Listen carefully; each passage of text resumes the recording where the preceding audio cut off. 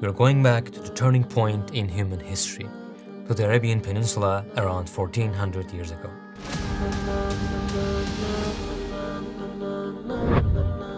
In this 15-part series, we will explore the life of Prophet Muhammad ﷺ in ways you have never heard before. Sometimes we'll find ourselves in the early days of revelation, in the secret gatherings of Muslims at Darul Arqam. Other times, the excitement will rise as we witness Umar radiallahu anh fearlessly walking towards the idol worshippers of Mecca. Whoever kills Muhammad, I will reward him with 100 red and black camels. This is what happens to those who obey Muhammad. Take this as a warning. There will be times when we are sad and moved to tears, times when we feel afraid, and times when we cannot help but smile. But most of the time, our hearts will be filled with peace. From the story of a prophet who showed us how to find a way out even in the most hopeless situations, we will learn how to overcome the dead ends of our own lives. We won't just look at the events and move on. We will also try to understand the deep meanings behind them. This journey will lead you to a whole new path and rediscover who you truly are. This is the story of the most beloved to Allah. A man who would sacrifice his entire life for his ummah, who would be betrayed and slandered by hypocrites over and over again. There would be times when he would be left hungry for months, and times when he would lose his loved ones and bury them with his own hands. He would always call people to light, to guidance, but in return, he would be pelted with stones. I have never seen anyone bring this much evil and wickedness to his own family like you have. He would face countless assassination attempts, but not even for a moment would he give up on his mission. And in the end, Allah would fulfill his promise to his loyal servant. We are now embarking on an unprecedented 23-year journey. We will witness the story of an extraordinary man who started this cause alone, stood up to the entire world, and today has over 2 billion followers behind him. If you're ready, let's begin.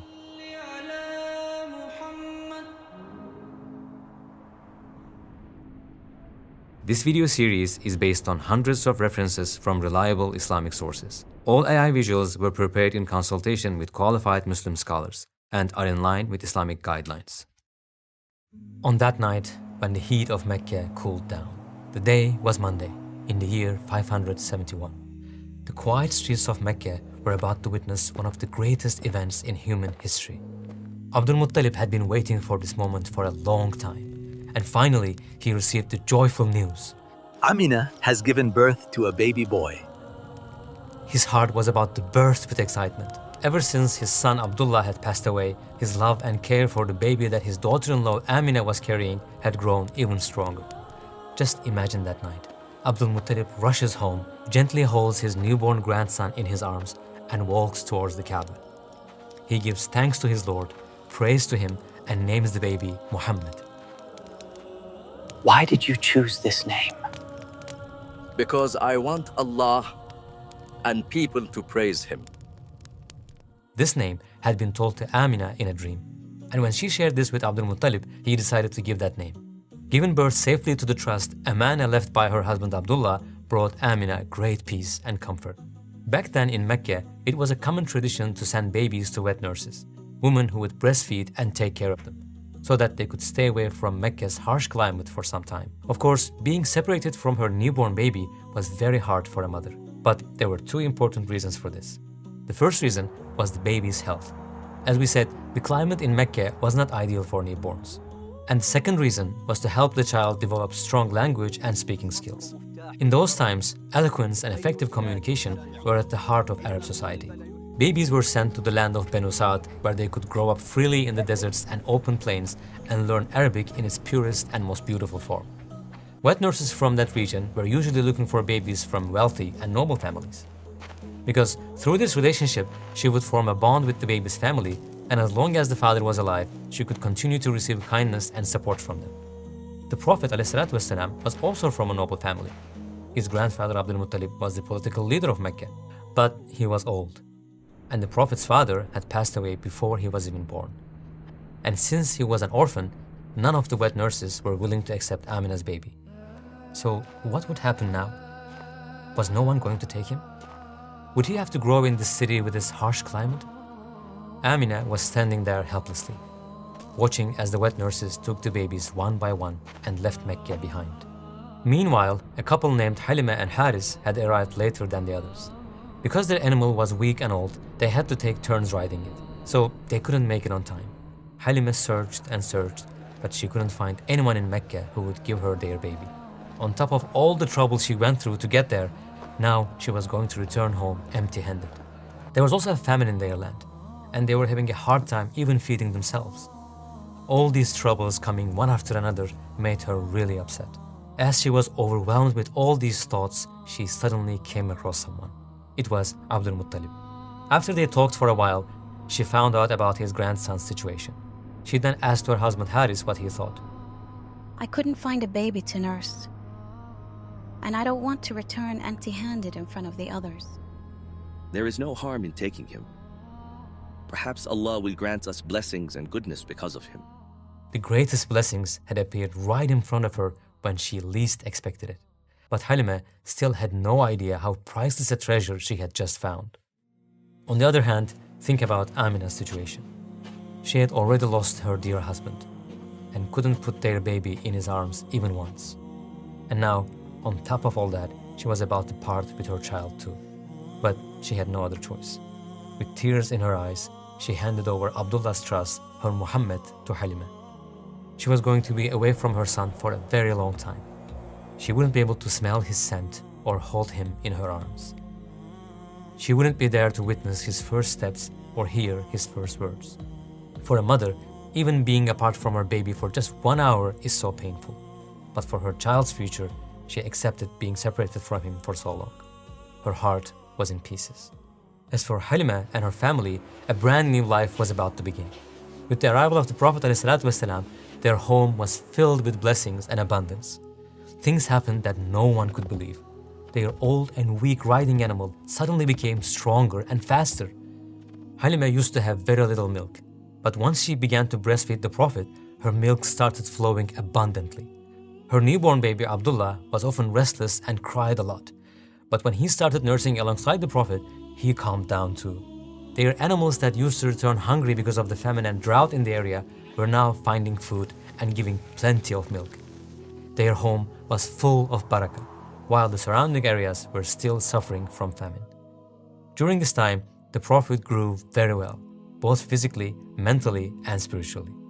Finally, 4 blessed years came to an end. The time had come. They had to return the Prophet ﷺ to his mother. Halima couldn't hold back her tears. She didn't want to part with him. She hugged him, kissed him over and over again, but she had no other choice. After a long separation, Amina and her son were finally together again. Now, whenever she wanted to hold his hand, he was right beside her. They held each other tight, like they were trying to make up for every single day they had been apart. They never wanted to be separated again. This reunion helped ease the pain of those long, difficult years. After spending 1.5 years together, they went to Medina to visit their relatives and his father's grave. When they reached the grave, you could see the sorrow in Amina's eyes. Her mind and heart were filled with longing for the days she had spent with her husband. As if she had just lost him, she began to cry. The Messenger of Allah ﷺ was born an orphan. He opened his eyes to this world without a father. He never got to feel the warmth of his love and care. With his tiny hands, he had always wanted to hold his father's hand, but it was never there. And at that moment, he felt the absence of his father once again. At the same time, he couldn't bear to see his mother in such pain. And so, the two of them cried together. At least his mother was by his side. That was giving him comfort. But for Amina, the time to leave this world was also drawing near. She would soon join her husband. Her reunion with her son did not last long. On their way back to Mecca, she became ill. The Messenger of Allah ﷺ was only 6 years old. When they reached a place called Abwa, her illness grew worse. She was in great pain. But 2 things hurt her even more. The thought of leaving her child behind and knowing that at such a young age, he would now have to live his life both without a father and a mother. As her final moments approached, she looked at her son. The look on her face said more than words ever could. Just before her last breath, she uttered these words to her son. Every living being dies. Every new thing becomes old. And all who age will eventually die. Everything in this world is temporary and will come to an end. Yes, I will die too, but my name will be remembered forever. For I gave birth to a pure and righteous child, someone who will remember me with goodness. A few moments later, her voice faded and her body became still. The only sound left was the tears of the Prophet ﷺ. His gentle heart was burning with an indescribable pain. A journey that began to visit his father's grave ended with burying his mother. To lose his mother after having already lost his father. Who knows how many years those words would echo in his ears. Whenever the other kids called out Mom, his eyes would fall to the ground. In his tearful eyes, he would always remember the final moments of the one he loved the most. In those moments, his caretaker, Ayman, was by his side. She tried to calm little Muhammad's feelings and wipe away his tears. From that day on, she would always be there to show him love and care and would do everything she could to fill the gap his mother left behind. She stayed with him and served him until he turned 25 and got married. Even after Islam was revealed, she didn't hesitate to make great sacrifices for the religion. Her place in the Prophet's life would be so special, and she would give him such motherly care that the Prophet would later say about her, "She is my mother after my mother." When they returned to Mecca, his grandfather Abdul Muttalib took him into his care. He always kept him close. He wouldn't even sit down to eat unless his grandson was with him. Since Abdul Muttalib was the leader of his tribe, his cushion was placed in front of the Kaaba. Even his own sons weren't allowed to sit on it. But his 6-year-old grandson Muhammad would sit there. He didn't allow anyone else except him. When others tried to stop him, he would say, Leave my son alone. I swear by Allah, one day he will have a great name and honor. At a young age, he witnessed how his grandfather governed Mecca. The things he saw there were shaping him into a future leader. From time to time, Abdul Muttalib would give him certain responsibilities and tasks too. The grandson had great respect for his grandfather, and the grandfather had great compassion for his grandson. They were very close. However, this bond did not last long either. Just 2 years later, he lost his grandfather too. Whoever he got attached to, Allah would take them away one by one, as if to give him the message, "I am your only support." Throughout his life, he was going to lose many of his companions too. While he was still alive, he would lose 6 of his 7 children. As you will see in every episode of the series, he would go through endless difficulties and pain. And because he would experience every kind of pain and struggle, he would be able to understand every trouble his Ummah would face. That's how he would become the best leader and guide for us. If he had lived an easy life and Allah had not given him any hardships or trials, how could he have been a role model for all humanity? All the compassion and love he had received from the people around him in his early years were like reflections of the sun in different mirrors. But the true owner of that compassion, Allah, was removing those mirrors. In other words, He was taking away his loved ones one by one. By doing so, Allah was showing him the true source of all love, teaching him that every blessing comes only from Him. That only He is truly eternal, and if He wants, He can grant eternity to human beings as well. If He wills, all those who have been separated can meet again in an eternal world, in paradise. In this way, Allah was laying the foundations of the belief in the hereafter, which He would reveal to him later. When you think about what our Prophet ﷺ went through at such a young age, you cannot help but reflect in a deeper way. Every detail of his life was carefully planned by Allah. Every hardship and trial that Allah gave him helped him become more and more mature. Because in the future, he would be entrusted with a very heavy responsibility. From the time he was a baby, he was raised not in the city, but out in the open plains. That's why he had a free spirit. He was physically strong and had well-developed language skills. Including the home he was about to move into next, he would have lived in 5 different homes by the time he reached adulthood. Through these experiences, he learned how to live with different types of people. And while he was living with his grandfather, he witnessed how a city was governed. He had no parents, but he was raised by 3 different mother figures and 3 different father figures, each with their own unique character and personality. Besides his own mother, there was his wet nurse Halima, and as a father figure, her husband Harith. His caretaker Ayman gave him motherly care in her own way, while his grandfather Abdul Muttalib became a father to him in a different way. And finally, his uncle Abu Talib took him under his wing with fatherly affection. And his wife Fatima bint Asad gave him the same attention and warmth she gave to her own children, never making any distinction between them. He was shown so much love and care that later in life, he would describe all these three women as my mother after my mother. As towards eternity, we worked tirelessly to bring you this AI Visualized series. And now, we want to prepare a new series of noble prophets and Khulafai Rashidin. Since we are a non-profit organization, we can only produce these videos through your support. As you may have noticed, there's no ads in this series. If you want to be a part of these good deeds, donate to Towards Eternity and don't miss this golden opportunity. Nothing in his life was a coincidence. Every part of it, up until the age of 40, was there to prepare him for the heavy responsibility of prophethood. Because the life that lay ahead of him was full of difficulties, the heavy burden of revelation. The years of boycott, where he would be left starving so that he would give up his mission. The torture of the Quraysh in Mecca. If I were to see him do that, I would trample his neck, or I would smear his face with dust. The hypocrites in Medina.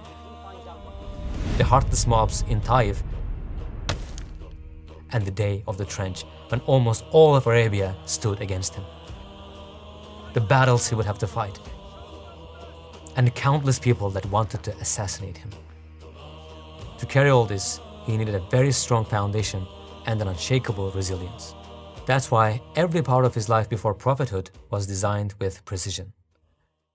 He was now 8 years old and had moved into the home where he would feel the most loved and cared for in his entire life, his uncle Abu Talib's house. But even though it was his own uncle's house, it's never quite the same as being in your own parents' home. You cannot ask for things as freely from your uncle and aunt as you would from your mother or father. And also, you might worry that your cousins will be jealous of you. That alone can hold you back from doing certain things. And on top of that, this wasn't a wealthy home. Many times, they would get up from the table without being full. So, from a young age, he also experienced what poverty felt like. But despite all that, his uncle and aunt made him feel at home and treated him like their own child, and sometimes even favored him over their children. Abu Talib would never go anywhere without him. He always took him along, never letting him out of his sight. Sometimes he would chat with him like a friend. And if he didn't see him at the dinner table, he would ask, "Where is my Muhammad? Go call him." The Prophet ﷺ was unlike any other child. He would never start eating before his elders. He was very grateful and thoughtful. When he saw that his uncle was having a hard time providing for the family, he couldn't just sit and watch. Instead of spending his days like other children, he wanted to work and help at home. So he went to his uncle and asked to become a shepherd for his sheep and goats. This way, Abu Talib would not need to hire someone for that task. It was a surprisingly mature request for someone his age. His uncle and aunt never saw him as a burden, and they didn't want him to spend long hours outside under the scorching Arabian sun. But the Prophet ﷺ somehow convinced him, and he started taking care of the animals. Shepherding requires a lot of patience. Through this, he learned to be patient, to take responsibility, and how to care for something that was entrusted to him. He also saw it as an opportunity to stay away from the city and spend his nights alone, reflecting on the stars in the sky and the wonders of creation on earth. When he turned 12, Abu Talib had to join a trade caravan because of financial hardship. The Quraysh were organizing it, and the destination was Damascus. But when the Prophet ﷺ heard about it, he became deeply sad. He didn't want to go through another separation. His uncle, who had always stayed by his side, might be away for months. He would be left without his love, protection, and comfort. He really wanted to go with him. But joining such a long journey at that age was dangerous. What if something happened to the Prophet? What if Abu Talib couldn't protect the trust his brother had left behind? Everyone agreed he shouldn't go. But no matter what they said, his love for his uncle was stronger than any fear. After a few days of sadness, he couldn't hold it anymore. He went to Abu Talib, and with a soft, emotional voice, he said, "Uncle, where are you leaving me? With who? I don't have a mother or a father here." These heartfelt words expressed everything he was feeling and all the pain he was carrying inside. Abu Talib's heart couldn't bear it, so he changed his mind. The preparations were complete, and now it was time for the caravan to set off. He said goodbye to his aunt and cousins. This journey marked the beginning of his life in trade. What he learned on this journey gave him skills and experience that would help him greatly in the years to come. He was now slowly entering his youth. Unfortunately, there were many examples of bad morals and behaviors around him. In the upcoming part of this episode, we will talk in detail about how corrupt and ugly the customs of that period were, the period we call Jahiliyyah, the age of ignorance. All of this brings one important question to mind. How would he protect it in such an environment? In other words, did he ever fall into sin before becoming a prophet? There are several incidents that help us understand this, but I will share two of them. Once, there was a gathering in Mecca where many young people were planning to have fun. His friends invited the prophet as well, and he wanted to join them too. But if he did, it could have led to something sinful. At the time, he was working as a shepherd, so he asked a friend to look after his flock and headed into Mecca. He sat down and started looking around. Soon after, he woke up to the warmth of the morning sun on his face. He had fallen asleep. Sometime later, the same thing happened again. He went there, sat down, wanted to watch what's around him, but ended up falling asleep once more. If he had joined that gathering, he might have witnessed or been pulled into things that would later contradict his role as a prophet. But Allah protected him. Also, unlike most people in his society, he never worshipped an idol or showed any respect to them. He was approaching the age of 25, and by that time, he had become well known for his honesty in trade. The people of Mecca spoke highly of his good character and gave him the nickname Muhammadul Ameen, meaning trustworthy Muhammad. Many people would confidently entrust their valuables to him. O Muhammad, will you take care of my money and my camel? Even after he declared his prophethood, those who opposed him still didn't take back what they had entrusted to him, because they still trusted him. It was just what he preached didn't serve their interests. Around that time, a large trade caravan was about to leave for a long journey. It belonged to Khadija, the daughter of Khuwaylid. Khadija was known throughout Mecca not only for being a very successful merchant, but also for her chastity and noble character. She had been married twice, but both of her husbands had passed away. Because the Prophet ﷺ was highly praised among the merchants, she asked him to lead her caravan. There was no one else like him in Mecca, and the Prophet accepted her offer. Khadija sent her servant Maysara to accompany him, both to assist him and to quietly observe his behavior and manners and report back to her. From the moment they set out, Maysara carefully carried out that responsibility.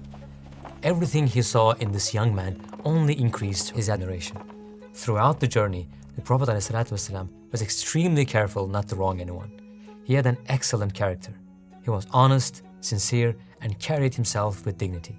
He also paid great attention to cleanliness during the journey, something longed for but rarely found in that society.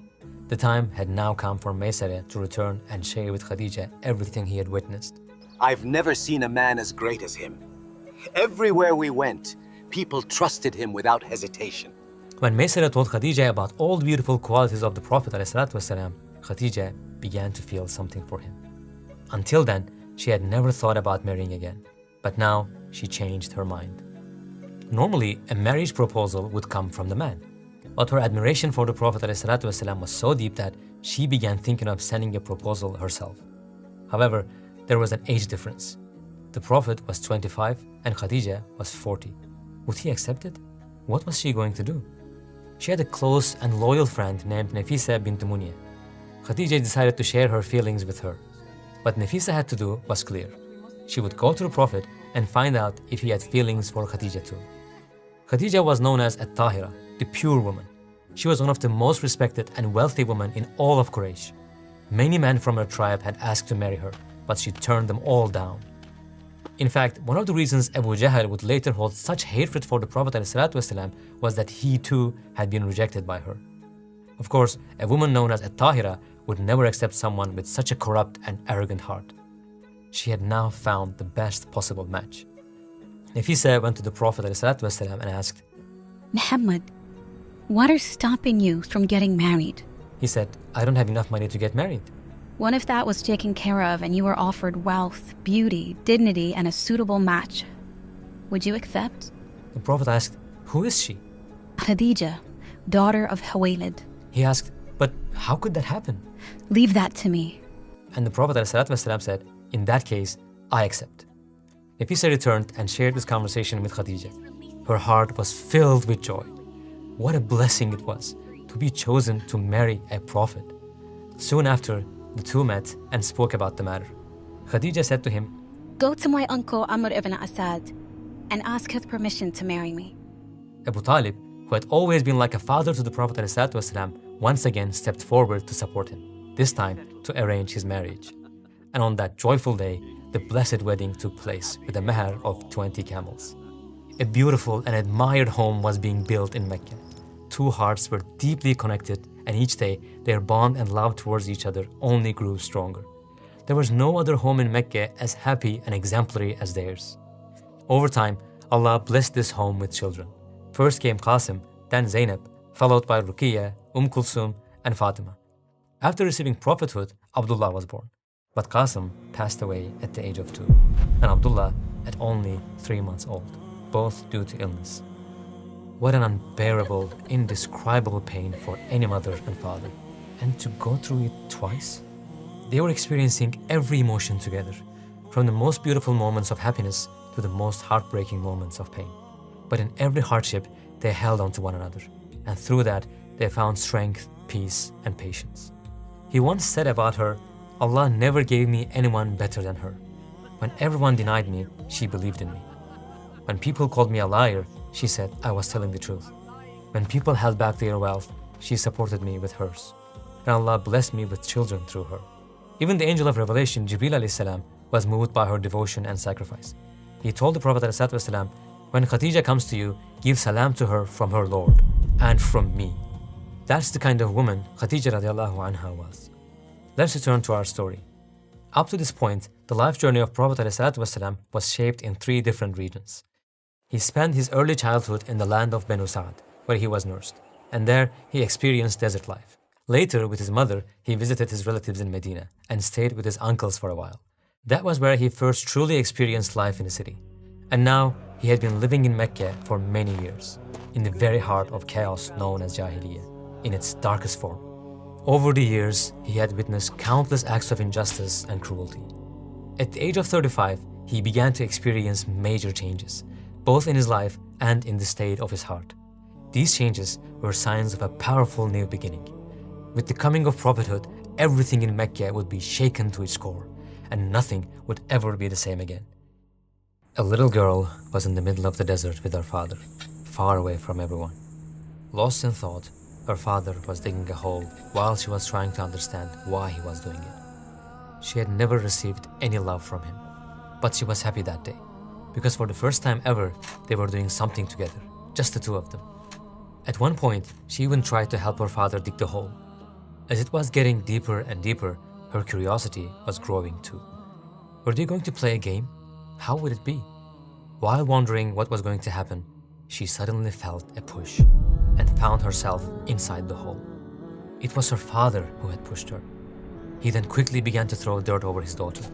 The little girl, who didn't even know why she was in that hole, was living a real nightmare. She was being buried alive by the very person she expected the most love from.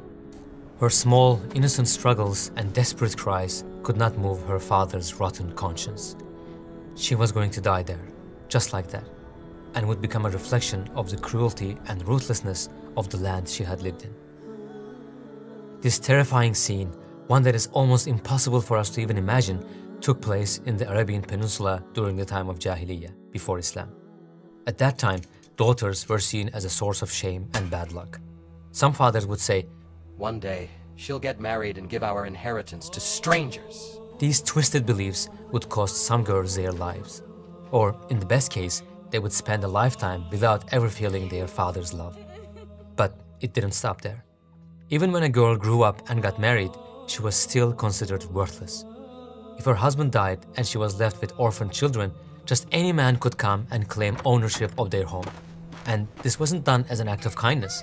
That man would take everything in the house: money, property, even the family. On top of not giving them their rightful share of the inheritance, they would treat them like servants. Their lives, dreams, and futures were stolen. They were worth no more than toys. But the most heartbreaking part was that there was no one to stand up for those orphan children or their widowed mother. How could a father take the life of his own newborn baby? And it wasn't only girls. Some people would kill their babies thinking that they would be too hard to provide for. Just imagine being a mother in that time. You have waited patiently for your child. Maybe you had dreams, and now that baby is being taken from your arms to be killed by their own father.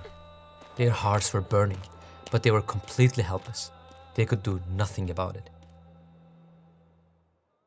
After all, did anyone even care what they felt? They had no value in the eyes of others. And it wasn't even limited to that. There were ongoing blood feuds between tribes. If someone from a certain tribe was killed, there was no law or justice to follow. Anyone from the rival tribe would be in great danger. At any time, in any place, they could be murdered without warning. An innocent child who had nothing to do with what was happening around him might end up losing his father and grow up without him, filled with hatred and the desire for revenge against the other tribe.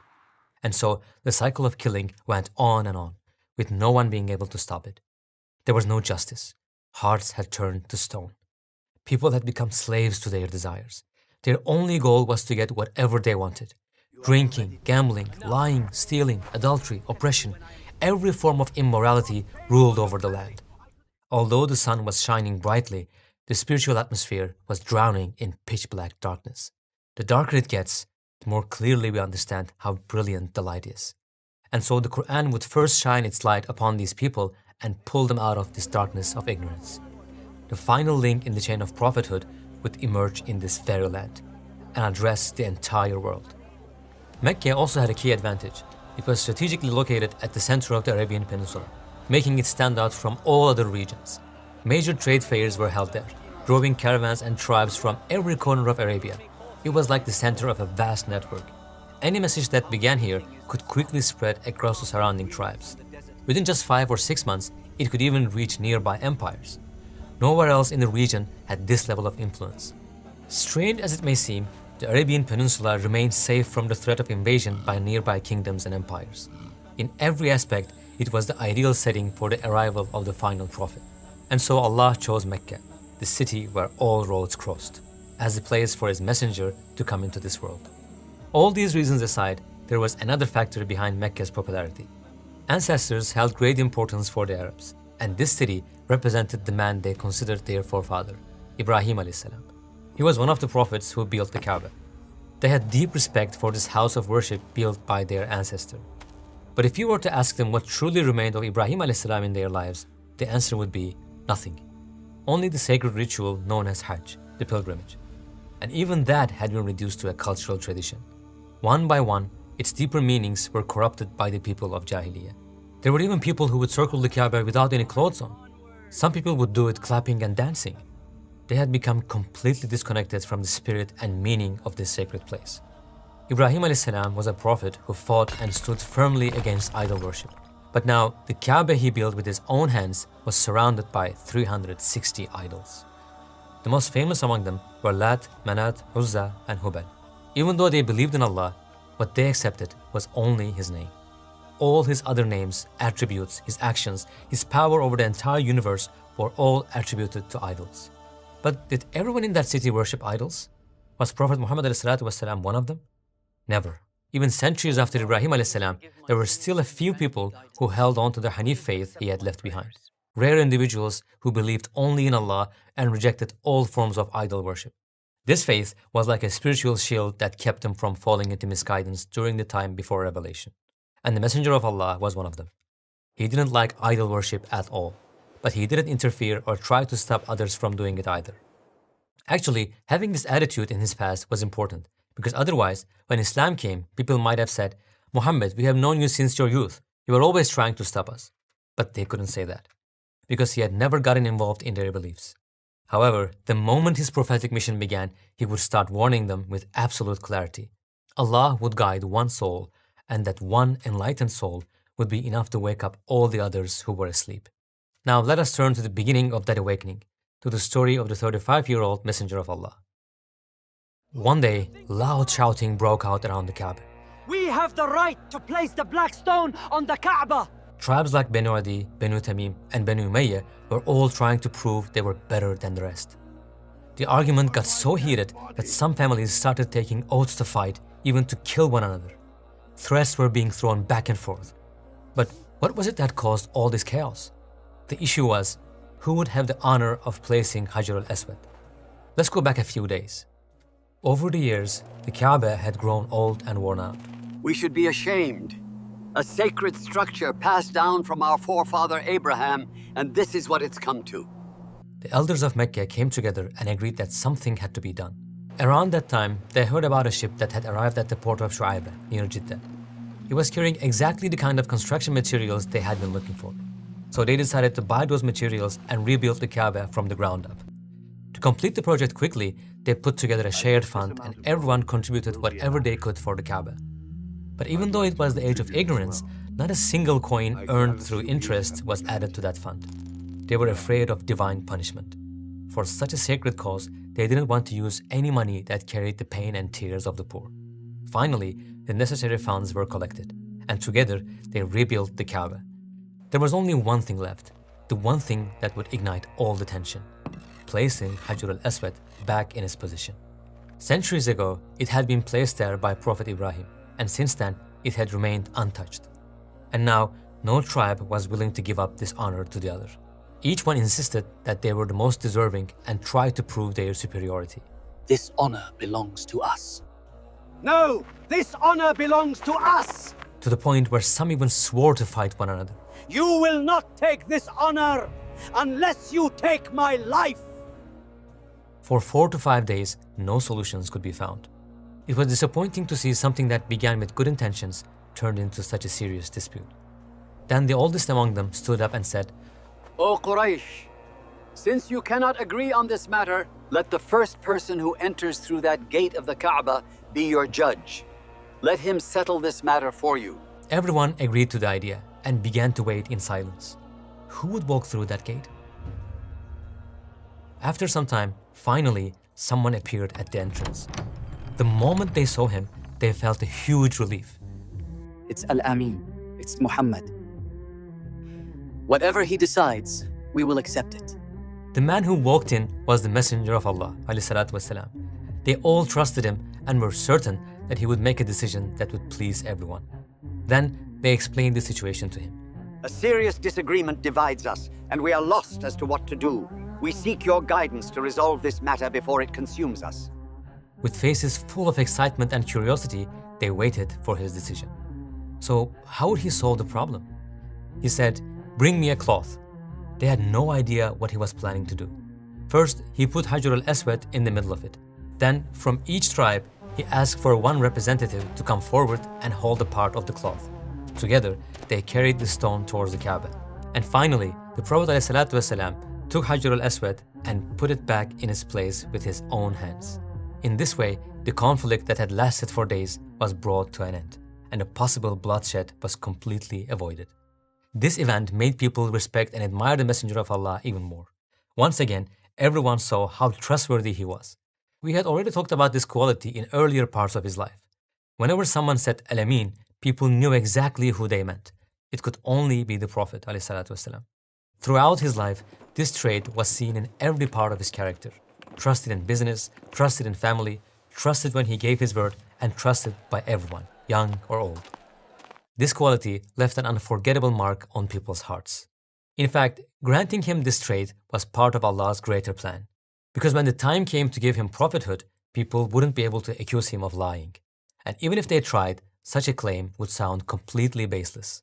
As the people's trust in the Messenger of Allah continued to grow in Mecca, something inside him began to change. Day by day, he began to love being alone. So he started to distance himself from people. The Kaaba, once shaped by the pure monotheism of Ibrahim a.s., was now surrounded by idols. All kinds of immorality, injustice, cruelty, and inhuman behavior were taking over the city. His inner world was coming more and more into conflict with the things going on in Mecca. He couldn't bear it anymore. So he made a life-changing decision. To some extent, he would withdraw from society and start going to Mount Noor regularly. But what would he do there? He would look for silence. His soul was suffocating. Solitude was made beloved to him. He wanted to be alone with the universe and with his own thoughts. He would worship his Lord, pray to him, and quietly reflect on the universe. And the most suitable place for all of this was the cave of Hira. Allah was preparing him for the revelation to come, for the light that would finally be sent down. The 621-meter path to the top of Mount Noor was steep and hard. It challenged his strength, but even that couldn't stop him from climbing. The thing that made this journey much easier for him was the love and support of his beloved wife Khadija. She never judged him. She always stood by his side. This quiet journey continued until he reached the age of 40, and that cave became his closest companion. Meanwhile, the universe was waiting. It had been waiting for years, for a light that would pierce through all darkness. On the earth, in the sky, and in every tiny particle, there were hidden meanings, but people were unaware. Every creation was like a letter written by Allah, but only a few people knew how to read them. For a long time, there had been no revelation to explain those letters. They were longing for a soul who could read their message. It had become unbearable.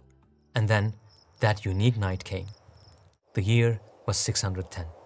It was a Monday in the month of Ramadan. And the night, Laylatul Qadr, the night of power, the night when all darkness would finally be removed. The Prophet ﷺ was 40 years old. He was in the cave of Hira, spending his time in deep reflection, prayer, and worship. A deep silence covered everything. The night was completely dark, except for the moonlight shining like a lamp. He had no idea what was about to happen. And then the moment of that great meeting arrived. Suddenly, a light filled the cave. It was so bright that it dazzled the eyes. Then, from within that light, a figure appeared. It was the angel of revelation, Jibreel alayhi salam. He had taken the form of a man and had come with a command from Allah for the one who would be the final prophet. The Prophet ﷺ, filled with amazement, tried to make sense of what was happening. Then came the first command, the first good news. Jibreel said, "Read." The Prophet replied, "I'm not someone who can read." The angel embraced him and squeezed him tightly. Then he let go and said again, "Read." But the Prophet ﷺ gave the same answer. Jibreel squeezed him again and repeated, "Read." But there was nothing written in his hand. The Prophet once more replied that he could not read. Then Jibreel embraced him a third time, so tightly that the Prophet ﷺ felt he had no strength left.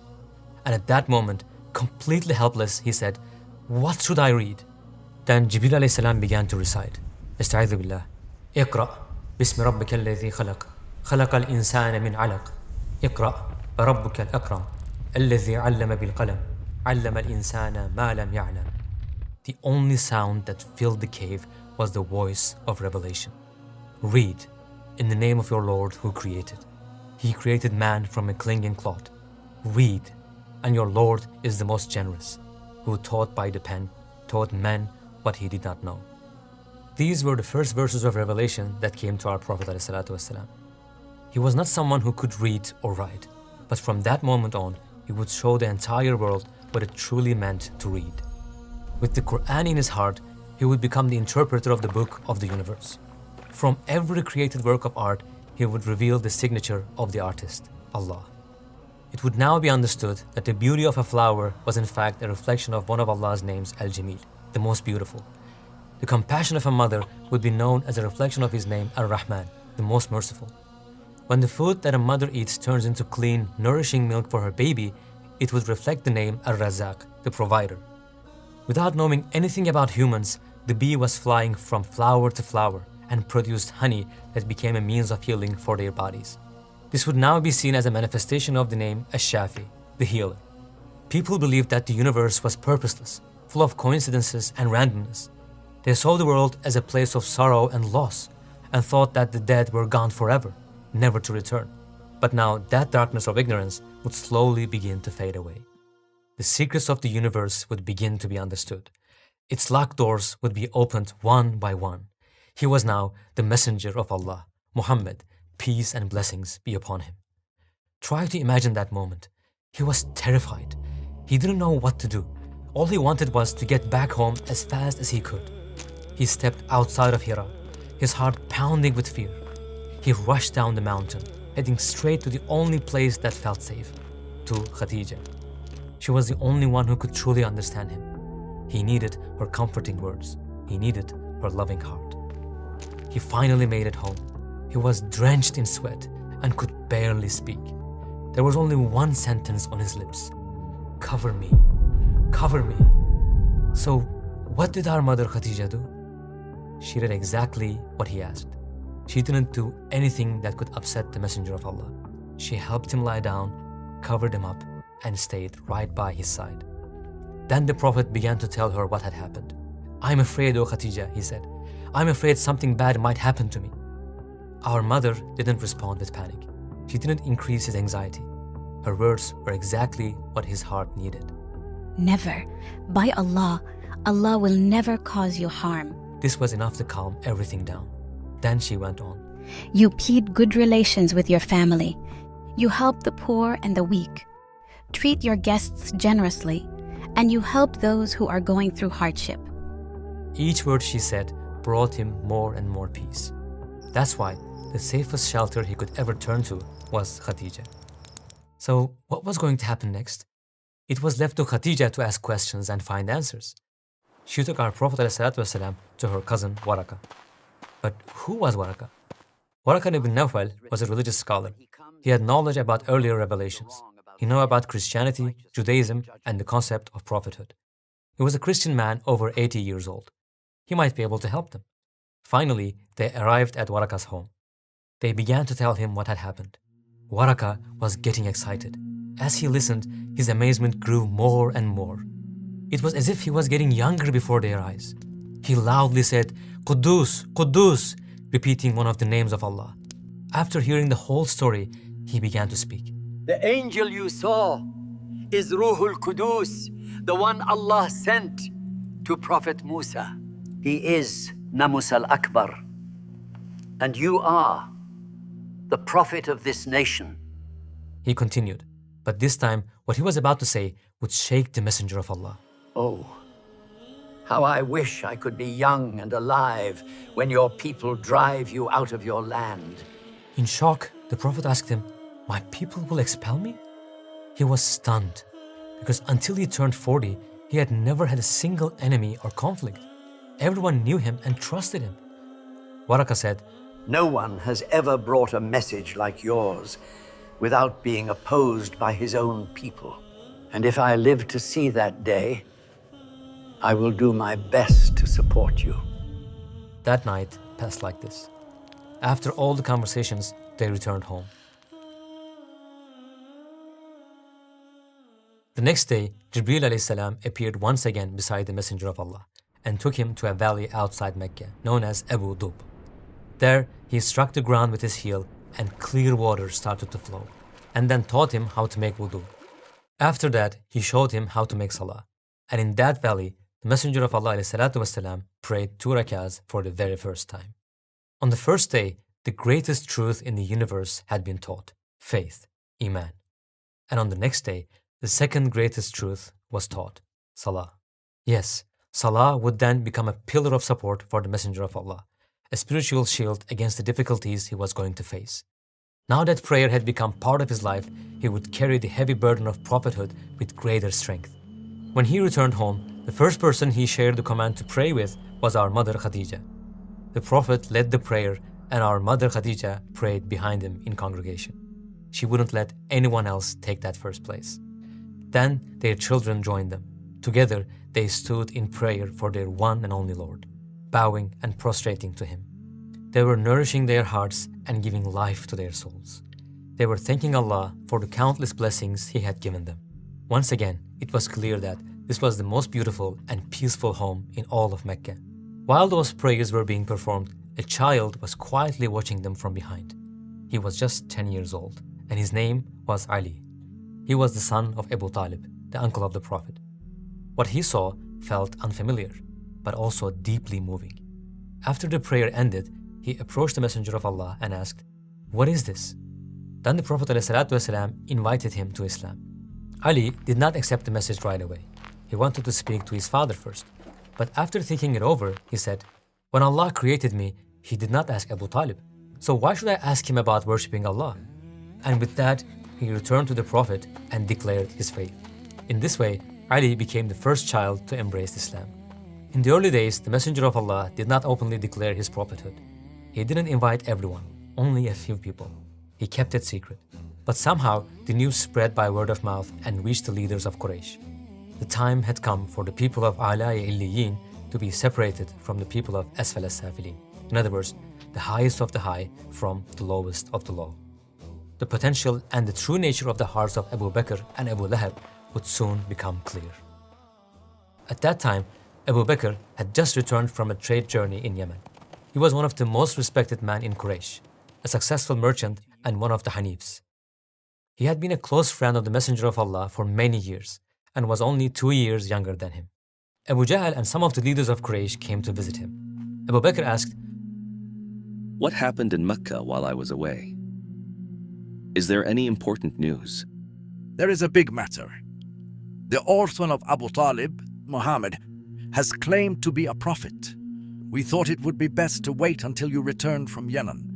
Now, go to your friend and do what must be done. They thought he would convince the Prophet to abandon his mission. But Abu Bakr had something entirely different in his heart. Recently, he had entered a different state of mind, and what he heard confirmed what he had been thinking. He now fully understood what the dream interpreters had told him. According to his dream, a prophet would emerge in Mecca, and he would follow him. Now everything fell into place. He thought about what the leaders of Quraysh said. He had known the Messenger of Allah for many years. They were close friends. He trusted him completely, and he was certain that he would never lie. Not a single untruthful word had ever come from his mouth. Above all, he knew very well that he could never, ever lie in the name of Allah. He had deep fear of him in his heart. He also had a sound mind, and he would never do anything unwise, meaningless, or harmful. Abu Bakr didn't show his feelings to his visitors, but he was excited. As soon as they left, he rushed to the Prophet's house. He was very curious to find out what was happening. Oh, Abul Qasim, is it true that you claim to be a prophet, that you've separated yourself from your people, and have condemned and denied the religion of your ancestors? The Prophet ﷺ knew that his loyal friend would never turn away from the truth, so he invited him to Islam. Years later, the Prophet would describe that moment with these words: Everyone I invited to faith had some hesitation at first, but Abu Bakr believed with no hesitation at all. Abu Bakr believed from the very beginning and was among the first people to embrace Islam. And for the rest of his life, he would never leave the Prophet alone or abandon this cause. Abu Bakr's acceptance of Islam had a very strong impact. The number of Muslims began to grow day by day because he couldn't sit still. From the very next day, he started telling his trusted friends about Islam. Some of the names now written in gold letters in Islamic history would embrace Islam through Abu Bakr's efforts. Uthman ibn Affan, Talha ibn Ubaydullah, Zubayr ibn Awam, Abdurrahman ibn Auf, Sa'd ibn Abi Waqqas, Uthman ibn Mas'un, and many other famous companions would come to faith through him. At the same time, the women would also begin their efforts to spread Islam. The Prophet's wife Khadija, his daughters Zainab, Ruqiyya, Kulthum, and Fatima, his uncle Abbas' wife Fadl, Omar's sister Fatima, and Abu Bakr's daughter Asma. Each of them would dedicate themselves to the truth that awakened their souls. Women would be thinking about how they could share this remedy of faith with other women and men with other men. They had found the cure for all the wounds in their souls. Faith, Iman. How could they stay still? They couldn't be selfish. There were countless people around them who needed this but didn't even realize it yet. This light had to reach each and every one of them. But what they were stepping into was not as simple as it seemed. It meant going up against the entire city of Mecca, and the price would not be cheap at all. Accepting this faith would take a lot of courage. With all their horrible customs, the leaders of Jahiliyyah would not like this change at all and would strongly oppose it. Tough and painful days were waiting for the Muslims. The time had come to show who had a soul like diamond and who had a soul like coal. I only want you to deny Muhammad and worship this idol. This is what happens to those who obey Muhammad. Take this as a warning. In the next episode, you will see how difficult trials Muslims had to go through and how Islam did not come easily to where it is today. The life story of our Prophet ﷺ was the turning point of human history. And even today, it continues to inspire fresh beginnings for anyone who listens with an open heart and reflects on its lessons. Inshallah, when you finish this 15-episode series, you will see a clear difference between the person you were before and the person you became after it. You will rediscover yourself. And don't forget to share this video with your friends. Every time they watch it, inshallah, you will have a share in the reward too. See you in the next episode.